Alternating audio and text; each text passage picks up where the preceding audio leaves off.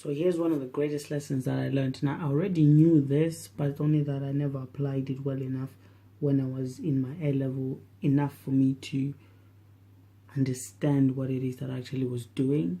So the technique that I'm going to share with you is one of the best techniques you can ever use when you're studying, and it's called active recalling. And it's a very simple method, which basically will be opening a book, whatever book it is, whatever notebook you have, or textbook, whatever it is, even if it's a ladder, it doesn't matter what it is, right? You take whatever it is with the information on it, and instead of just going through the information, like just reading the information, what you need to do is be able to look at the information, close the book, the letter, the piece of paper, the textbook, whatever it is, and then try to recite or regurgitate whatever it is that you've been reading. That process of you trying to uproot the information from your head without looking into the book reinforces the information in your head. And that's the key. The key is, when the information is taken away from you, are you able to regurgitate, are able to write an exam? Because there are no textbooks, there are no notebooks in an exam. So you need to be able, if you can, word for word, whatever it is that you've written in your notebook.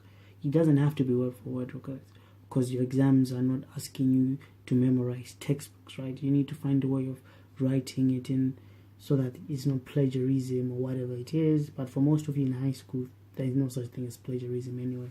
So for most people, they don't use that method. They do they do rote reviewing, which basically, rote reviewing is it's the thing that most people do. That is, they open their notebooks, textbooks, and they just read through the information. Now, will you learn something from that? Yes, you will, but it's not effective. Now, one of the reasons why a lot of people don't do active recalling is because they don't want to go through the stress. Because active recalling means you'll be done studying in a few minutes, literally. Right? Why? Because you're forcing your mind to do something it takes an hour to do. You're forcing it to do in a few seconds.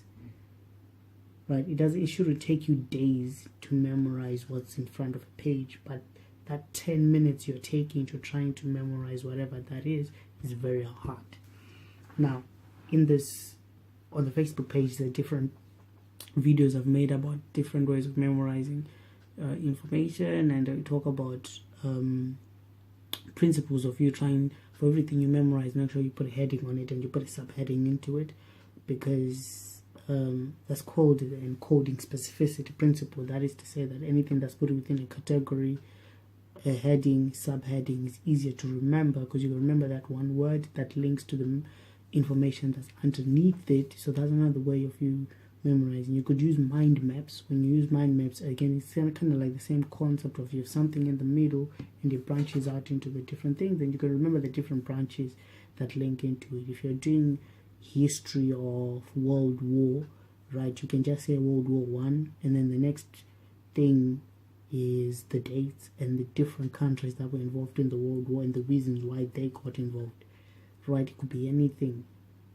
So that's very important for anyone that's learning, for anyone that's studying. Active recalling. Look into the book, close the book, and try to recite the information you've just read. Do that over and over again, coupled with you testing yourself on a weekly basis on the information you've done, and you get way more ahead.